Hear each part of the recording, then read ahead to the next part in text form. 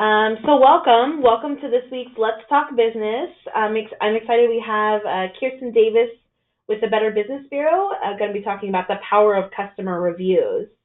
And I wanted to take a quick second here to shout out the Tri-Cities Regional Chamber. I don't know if any of you are from the Tri-Cities or Eastern Washington, but they have a great Women in Business Conference, which is actually how I found out about Kirsten, is that she will be teaching at it. And so I just wanted to give a shout out and thank them for sponsoring this week, and actually all of January's, and encourage you, if you want to check out the Women in Business Conference and hear more from Kristen as well as the rest of the speakers. And the Washington Center for Women in Business will be over there as well, so hope to see you there. A little bit of housekeeping. This is being recorded, so we'll send it out to everybody. So if there's a piece that you missed or want to listen to again, you'll be able to do that. It'll be in your email either later today or in the morning. Sometimes it takes a minute for the recording to be processed. If you are in a noisy background, we have a pretty small group today, so please feel free to contribute to the conversation. But if you have dogs barking or kids crying or anything like that, go ahead and mute yourself until you have your question that you want to ask. If you're having trouble hearing or it's cutting out, I highly recommend calling in using the phone call feature on the audio tab. Most of the time, computer speakers work just fine, but sometimes there's issues with that. So if you have trouble, call in. And then, like I said, we do want this to be interactive, so you're welcome to raise your hand if you want to make sure that you know somebody knows you have a question, and you can just audibly answer your question. Or if you don't have audio capability, you can type it into the chat box, which looks like that, and then we can see it, and we can address those questions as they come. So a little bit about what the Washington Center for Women in Business is and why we're here and why we do this webinar. I see a lot of familiar names, so I know you guys know the spiel already. But the WCWB is funded in part by the U.S. Small Business Administration. And the SBA started the Women's Business Centers. They know that, women can benefit from a lot of the great technical resources that are already there, but a lot of times women have other needs that are, maybe accountability, maybe motivation, maybe work-life balance, and other challenges along with those technical skills. So we're here to help women either launch a business, or if they're already in business, how can we help you be more successful? Really, the topics that we cover run the gamut. Some of them are listed there on the screen. We do a lot of webinars and workshops, either in person or online like this. But really, we do a lot of one-on-one coaching sessions. Christine Buckley is our business coach. And if you're interested in working with her one-on-one, we would, you'd sit down, you'd meet with her, she'd kind of figure out where you are now and what your goals are. Where do you want to be, and how can we get you there? That's really our goal, is to make you the most successful business you can be. We do cover the entire state of Washington. The first time to meet with us is free. It's $25 for an hour session after that. But we do have scholarships available. So if that $25 is a barrier for whatever reason, we especially in the launch, or, if you're having issues, cash flow issues especially, that's something that we can help with. But we never want that to be a barrier. So let Christine or myself know about the scholarship, and we can get you an application for that. No problem. So with that, I'm going to actually pass it over to you, Kirsten. Great. Well, thank you for inviting me. It's great to be able to do this. I love technology. And I will, let's see, as everybody can see my screen now, is that correct? Yes, we can. Okay, perfect.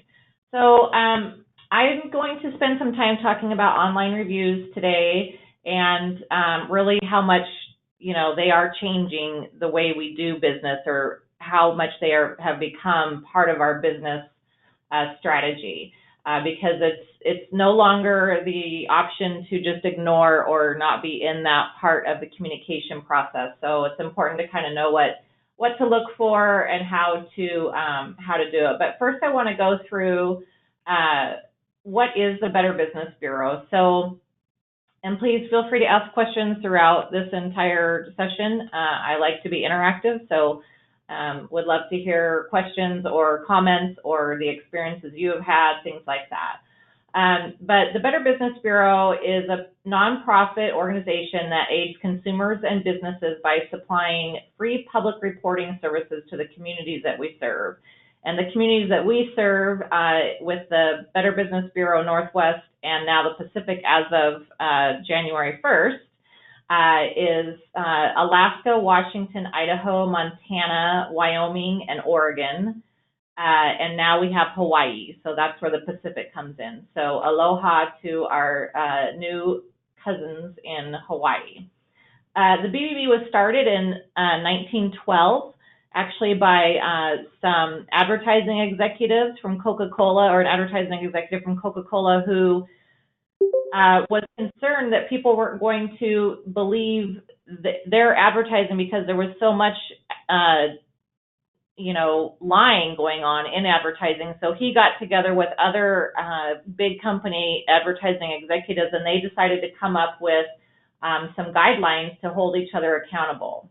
So those same standards are what we live by today, and eventually over time we have become an organization that is pro-business in terms of helping businesses put their best foot forward, and also to be on the lookout and be sort of a watchdog for consumers so that if they do have a situation come up, we are there to help them navigate those waters with that business.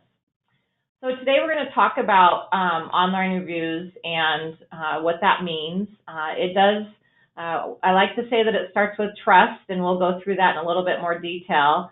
Why they matter, what are the review standards and protocol, and then what's the beginning of a plan for your business. So before we get started, it looks like we have a few people on here. Could you just put in your chat window what type of business you have or what industry you're in, just so I get an idea of the types of businesses that we have that we're kind of addressing today?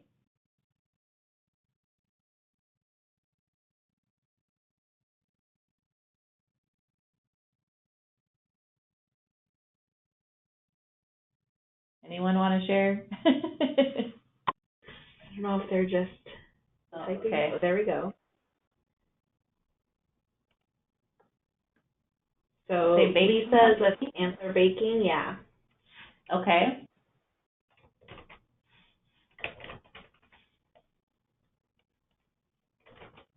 All right. Well, you don't all have to share. I like to kind of make sure that if I can use examples about businesses that you're dealing with, then I try to get as specific as I can. So moving on, in terms of the standards of trust that we do have, there are 8 standards of trust that we go by, and you'll see how these easily go into how you're going to deal with your online reviews. But those 8 standards are: build trust, advertise honestly, tell the truth, be transparent, honor promises, be responsive, and safeguard privacy, and finally, embody integrity.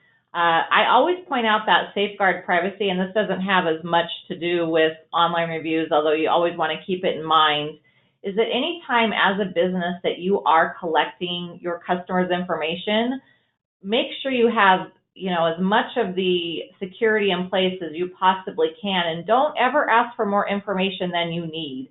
And don't hang on to it for any longer than necessary, because it's really putting you in a vulnerable position if there were to be a data breach with your information. So while I think we used to operate under the get as much information as you can, now we really want to encourage you to get the information that you need and make sure that you're protecting your customer and your employees' information as much as possible.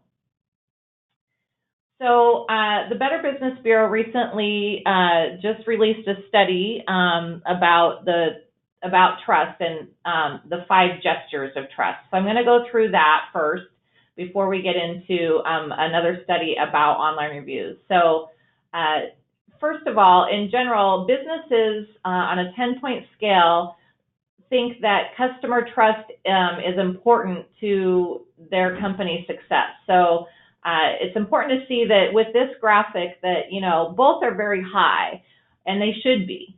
But it is interesting that businesses put more emphasis on trust maybe than the consumer does. And my personal opinion is that I think that probably comes down to everybody wants a good deal. So sometimes you might take that risk on trust if you feel you're going to get some kind of advantage financially or personally in that process. Then we go into basically that relationship that you have with your customer. So, what is the pyramid of your loyal customer? So these 5 gestures are going to lead into that pyramid. And so there's a lot of things you need to keep in mind with those gestures in order to start from that, from that first experience to respect for your company, to trust for your company, to a better experience with your company, and finally a better relationship. So the top of that pyramid is really the pinnacle of what you want to reach. So what are the 5 gestures of trust? Those are to be honest, which means what you want to do is, what does the business appear to be? What are the 5 things that people look for? So in terms of honesty, does it feel like the company tells you what it should be telling you? Is the information important to you at the moment? And is it in a way that makes plain sense? So where that can come in is, are they using a lot of maybe highly technical terms or different things that might feel like it's confusing you? If that is happening, you want them, you want to communicate that back or ask your customers for validation as to what you think they're hearing. If they cannot repeat back to you an understanding of what you're trying to tell them, you probably need to take another look at how you're communicating what you're trying to say. I know that in our own worlds, we can get pretty wrapped up in, in our industry, in our business. But when we're dealing with customers, they obviously don't have the level of knowledge that we do about what we are experts or having, or what our business is about. And then be transparent. So, make sure you are disclosing that information that, is important to them. Don't try to do the smoke and mirrors. Answer questions as authentically and honestly as possible, and be transparent about, what your philosophy is. What are your policies? All of those things that are going to make sure that they understand fully what your business is about. And then be proactive. So, make sure that you are moving ahead or looking to the next step. Even if there's something that doesn't go right, you want to make sure that you have a solution in place for the thing that might be coming up, or maybe coming out of left field. Be humble. Customers like to know that company is successful because of you as the customer, and that, while they may be the expert in that they understand completely that the customer is what makes them successful. So making sure that they understand make sure that your customers understand that they're absolutely a part of your success. And then finally, be equitable. So does your company believe it is fair and productive to grant customers power in the relationship or transactions? You want to make sure that they understand that they may need something in return from you, and vice versa. So just make sure that you're treating them with as much respect as you expect from them as well. Any questions on that? Okay, so how does this lead to online reviews? You'll see here that it's the online reviews are a direct experience and opportunity to show these 5 gestures of trust. But in addition, online reviews are important because, first of all, they are an extension of your customer service now. Online reviews are written sometimes at 2 o'clock in the morning. Sometimes they're written, at the moment when they're standing in your store during business hours, waiting in your parking lot, whatever it may be. So they are an extension of your customer service communications. They build business. As we'll go through the stats, you'll see that people use customer reviews as a way to decide who they're going to do business with. And they increase your SEO. So you want to make sure that you are in that out there in that arena, because it is increasing your search engine optimization on the internet. And finally, your reviews matter because your customers are reading them, whether you want to believe that or not. It is happening. So let's look at kind of the status of local business and consumers. And this is information that Bright Local, they do this survey, have been doing it for about 7 years now. And so this is the most updated as of 2017. So it's fresh information, which is great to have. So this graphic here, basically 97%, or in my world, everyone, of consumers use the internet to find a local business. That is how we operate now. But really what you want to pay attention to at this is that there's definitely an increase here between the multiple times per week and every day. So the blue is 2016 and the purple is 2017. So you can see that there's been an increase here as to how often people are using, or how frequent they are using the internet to find a local business.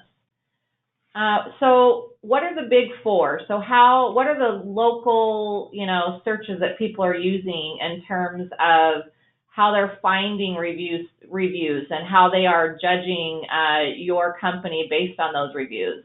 So the big four are going to be Facebook and Yelp. Keep in mind that Yelp, one of the things about this study is that there is a significant number of reviews that are done on restaurants and entertainment. And so that is an arena that Yelp has been very successful in. And so keep in mind that you're going to find more Yelp reviews about restaurants and entertainment and possibly, bars, things like that, rather than other professional services types of things. But Facebook is significant. I think we're all familiar with that medium. Google and bbb.org, that's us, those are your next in line. So really these are the big four. You can see these others, the yellow pages. I used to actually do digital advertising for local businesses in a former position, and I'm always amazed that the yellow pages even exist anymore. But, Foursquare, 5-6 years ago was, definitely a leader, and now it's barely getting 3%. So as you can see, this is changing all the time.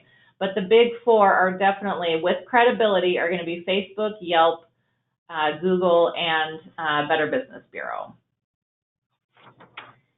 Now, how do online customer reviews influence your decision to actually use a local business? So what's interesting here to me is that positive customer reviews make me more likely to use a local business. So people want to hear positive reviews. That is helpful to them. And then what I thought was interesting is the decline in negative reviews. So negative reviews make me not want to use a local business. So this is basically saying, okay, everybody gets low. I think people are kind of adjusting to reading reviews, and are, while they want to read them, they expect there to be some negative views out there, and they're not going to make their decisions solely based on a few negative reviews. And this will be, you'll see this information more as we go through and what they're paying attention to. When judging a local business on reviews, what do you pay attention to? So, the easy thing to glance at is the star rating. That makes sense. But you really want to look at the quantity of reviews. If they haven't, if they only have a couple of reviews, that doesn't really, if one person had a really good experience and one person had a really bad experience, that isn't going to really give you a lot of information. So people want to know, they want to know that there's more than one or two reviews.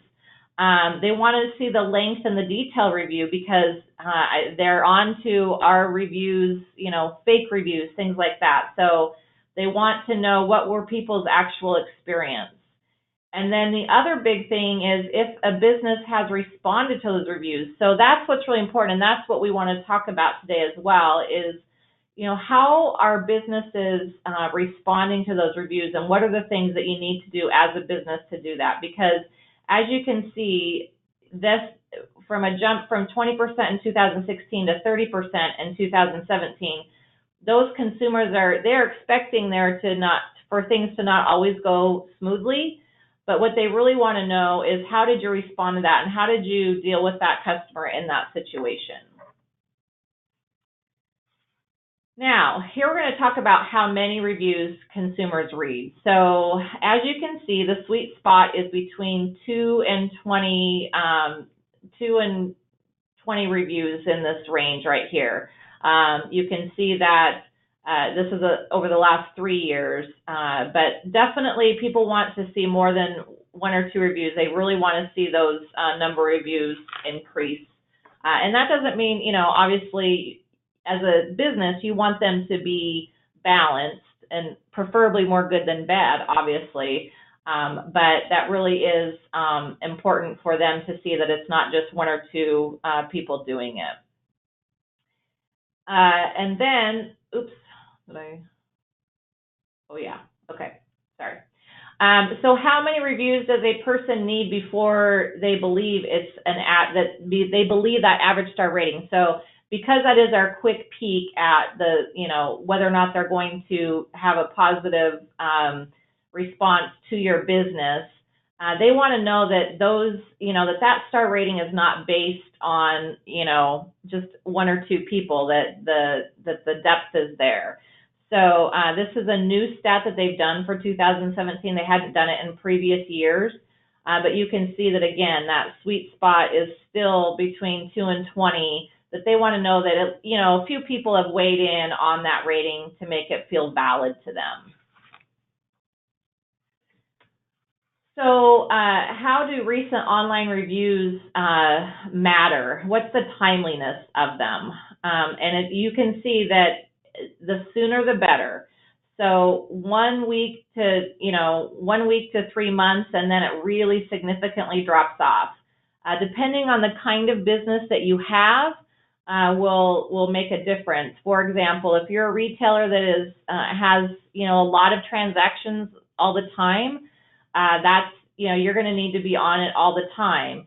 If you are maybe a real estate agent or something, or kind of business that doesn't do that many transactions over a year, this may be a different timeline for you, but you still need to respond as quickly as possible, because as a consumer, when people are reading those responses or those reviews, the older they are, the less valid they feel to them.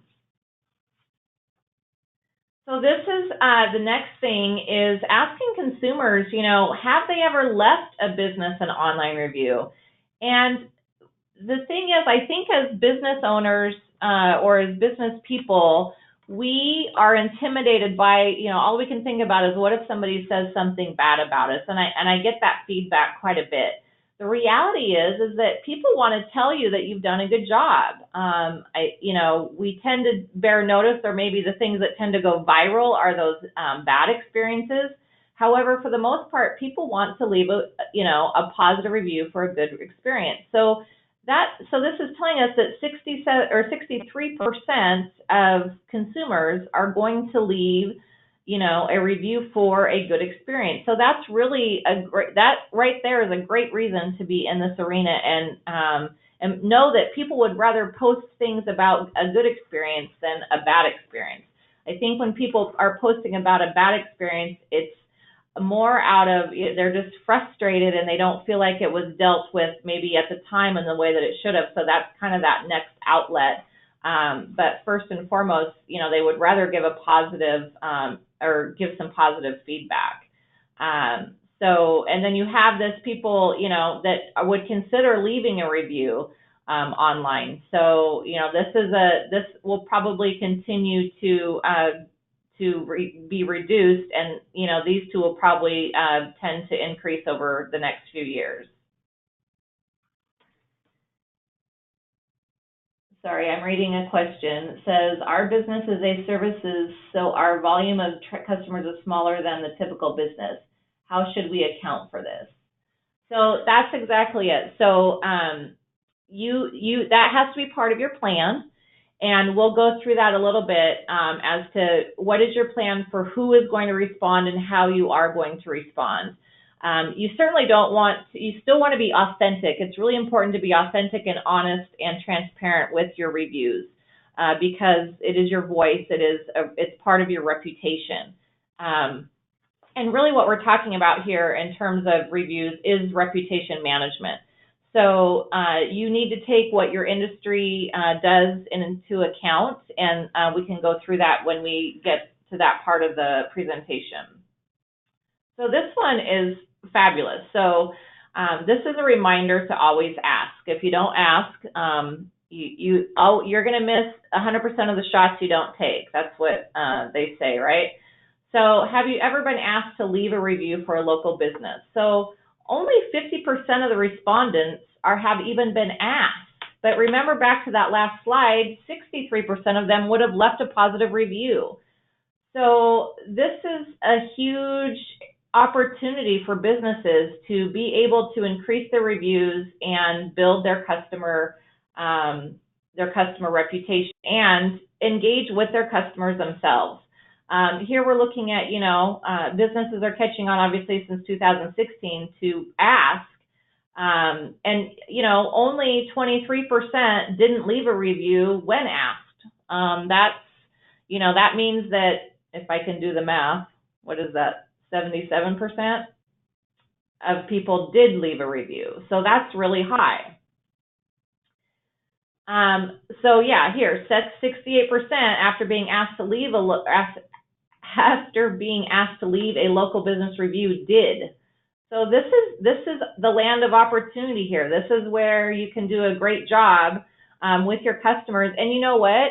Success is contagious and positivity is contagious. So when someone leaves you a positive review and you respond to that positive review with a thank you so much for sharing your positive experience, we look forward to seeing you the next time you come in, or they love that you then responded to that you are acknowledging the effort they went to give you a positive review. And so they're more likely to give you another positive review, and it goes on and on. So remember to ask for that review because they're most likely, they want to support you, especially local business. They want to support local business. So how do you respond to reviews? And where are they? How are you going to find them? That can kind of be the challenge, but if you are, using Facebook, the big four, all of those have a built-in notification system to make sure that you are, getting those, being alerted when those reviews are coming on or when people have left you messages, things like that. So take full advantage of that. Another really quick way to track reviews is to do a Google alert. Rather than go through all the way to do that, if you don't know how, Google how to do a Google alert and they'll tell you. But basically it's a great way you can set it up to be as frequent as you want. If you want it to happen as they come through, that's great. If you want them to just alert you once a day to say you have, 16 alerts have come through mentioning your business, it's a great way to monitor what's happening online with your company. And then as you go through, you always want to respond. And these next four are going back to those 5 gestures that we talked about in the beginning. So first of all, always respond, whether it's good or bad. And even if it's bad, the rule of thumb is basically, you don't ever want to get into an altercation or a war of words online.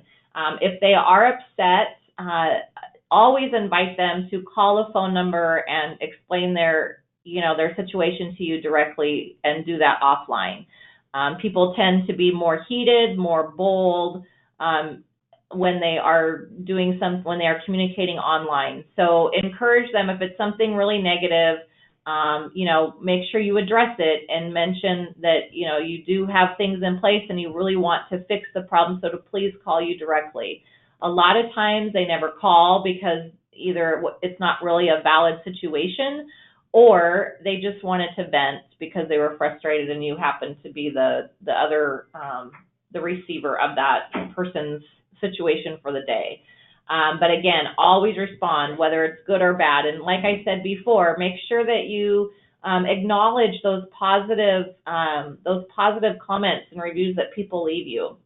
Next, I want to talk about is knowing your voice. So I had the experience in a former position. I was the marketing manager for a basketball tournament, the world's largest basketball tournament called Hoop Fest in Spokane. And when I was there, that was when we started a Facebook page. And it was important to me because that was how people were communicating with us, that people knew what our voice was. And I still see this happen sometimes today, but it's not clearly as often. Oh, no, are you still there? Yeah. Yep. Okay. All right. Sorry. Okay. But knowing your voice, and what do you want your voice to be? So for example, if you are the owner of your company and you are the name and the face of that company, and you want people to feel as though they are speaking directly to you, as though you are the person on the other end of that review or that social media or that, that communication. If it's going to be you, then you want to know what your voice is. What you don't want to do is just because you don't understand the medium or because you don't understand how it works, is to put somebody else in charge of it to comment on things. You need to have someone that has excellent judgment, that knows what your philosophy is as a business, that you are in constant communication with about your policies and how you would handle each and every situation. So do you want that person to be talking in first person as though they are you, the business owner? Or do you want them to have their own identity and talk in first person because there's only a couple of you on the staff? Do you want them to always talk in third person from a different tone in terms of this is how we deal with things as a company? So absolutely decide what your voice is going to be. Are you going to be strictly professional all the time? Are you going to be lighthearted? Are you going to, what kind of language are you going to use? What is your voice going to be in that messaging? Because it's really what those people are hearing is what you're giving them in those words. And then be balanced. So that goes to, be equitable. Talk about the good and the bad. Make sure that, you're not just giving them all the good news. Talk about the struggles you have as a small business. That's what makes them feel connected to you. So if, for example, let's say a pipe burst in your store or in your facility or something like that, talk about the bad day. And let people know how, kind of a behind the scenes, talk about the good and the bad, the real life of what your company is, because that's what they want to know. That's what they want to support as a local business. And then finally, be solution oriented. And that goes back to what we talked about earlier in terms of being proactive. So, make sure that you are solution oriented. People want to vent, but the minute you give them a solution as to how you can, make it better, or how you can hopefully address their concerns, maybe not change the result of something that happened, but address their concerns, they're going to, feel positive about their experience with you. So does that kind of answer your question? Or now we're going to get into coming up with a plan. So hopefully this answers the question about, the kind of business services, things like that. So first of all, establish what those review sites are going to be. So again, I would start with those big four. If you don't have a Google page, or if you don't have a Yelp page, or you're not on there, I wouldn't suggest running out and creating it just for the purpose of reviews if your industry isn't one that's going to be on there much. For example, if I'm business services, I don't know that I don't have a Yelp a presence on Yelp. I don't think I would go to all the effort to do that. However, you want to make sure that you are in the places that your customers are or that your competitors are, so that you are out there in the same arena as they are. So establish what those review sites are going to be, and then assign your responder and have a plan. So who is going to be responding and what is their schedule, and when are they going to do that? Are you the type of business that, people would appreciate a response within 24 hours? I would highly recommend, no matter what business, that you do respond within 24 hours if possible. It doesn't mean you have to have the answer, but what it does mean is to say, thank you for your concern, or thank you for letting us know that happened. Let us look into it. Here's a number you can call, but acknowledge that you've at least received that review within 24 hours, if at all possible. And establish that schedule. Is that something, if you don't, it's just like exercise. If you don't book in that time with that responder, it's really easy to put it off. And it's an out of sight, out of mind kind of thing. So make sure that you absolutely, as part of your plan, is a schedule to respond to reviews. And depending on your industry, that may be, a full-time job for somebody, or it may be a couple hours a week, or it may be 20 minutes a week. That will really depend on the kind of company that you have. And then know your influencers. So who are your best customers? Are some of your best customers somebody that is really active on social media? Be sure to engage with them, tag them, ask them to leave you a review, and help them or have them help you. They want to do that. And so be clear as to who the influencers are in your industry and in your customer base, and take advantage of those opportunities. By influencers, we mean people that have a large following, companies that have a large following, that when you tag them, a lot of people are going to see that you are engaging with those people. And then finally, again, ask your customers. Make that part of your communication plan, of your customer service protocol, is to ask customers for reviews. And there are a lot of different ways to do that. It can be as simple as, if you're an online business, when you send them a receipt, you can do a really quick, just a link to a review button. We have those available for Better Business Bureau accredited businesses, that they can just attach that right to their website or to their email. It's really easy for them just to click on that and go right to that review and respond to something right then and there. So there's a lot of ways to do it. You can do it at a point of purchase. But again, ask them. If you just had a really great experience, for example, I'm sure you probably received an email from a customer or someone that said, I really appreciate that you did this for me, or I love this product, or I really had a great experience with the person that helped me. Instead of just saying, or in addition, I should say, to saying thank you, say, oh, we appreciate that information so much. Would you mind sharing that on a review site? Here are the links. So follow up with that request, because they're most likely to do it, especially if it's a good experience. This final few screens are just a few things about Better Business Bureau. We have launched an app for businesses, and it kind of combines Google search with our database and our directory. So it's a great way for businesses to be out there for their customers to find them. This is for all businesses, so you don't have to be accredited to be part of the app. It's absolutely free. But I would absolutely encourage you to jump on here and make sure that your business is on here. And if it's not, please contact us. Or if the information is not up to date, please contact us and let us know so that we can get it up to date. But it is a great way for consumers to see what all the businesses are in a category, and then which ones are accredited, and then it moves into, what is their, what does our directory say about that business, whether accredited or not. And then finally, we just get this message out all the time, because one of the things we do is we like to support kids, and we have a Students of Integrity Scholarship that is coming up. And so the deadline is February 13th. It is available to all the students in our service area. And so if you know of a current high school junior or senior, I have a senior in high school right now, and I know we're looking at college costs right now, and $10,000 is a fantastic scholarship prize if you've taken a look at any kind of scholarship opportunities. And what's really cool about this one is that it's not an essay. It's these kids are asked to come up with a 90-second video about these 4 topics down here on the bottom.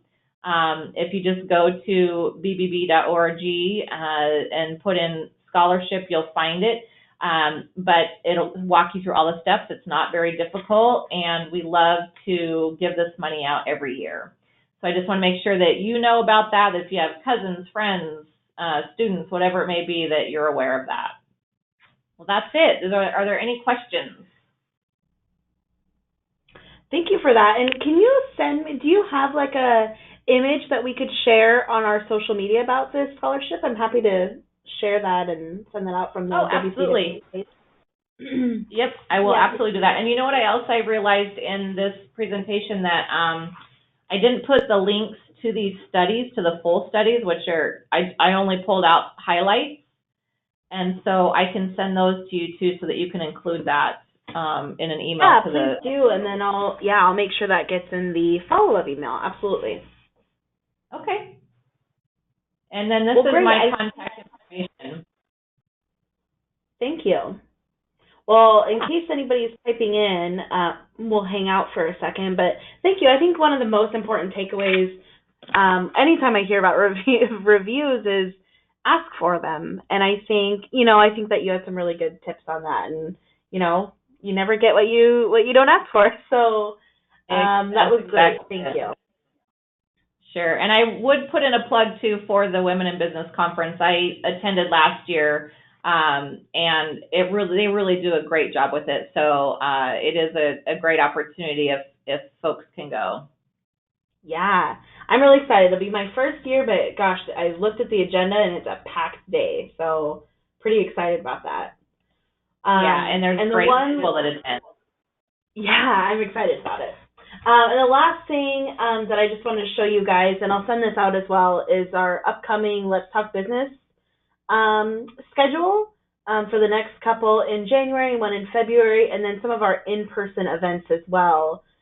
Financing a small business. There was actually a new paid sick leave law that started on January 1st. So we're going to partner with the Labor and Industries to do that. I know that this one has been offered elsewhere in the state. So if you're not close to Lacey, let me know if maybe I can find one for you if you are interested. And then, of course, the Women in Business Conference. And then we're also doing a South Sound, the Inspire Women's Business Conference, May 4th. And we're hoping to have registration up soon for that. So, but I'll send all the dates and then the information that Kirsten gave us, as well as recording, all in the email out to everybody. Either this afternoon or this morning or tomorrow morning.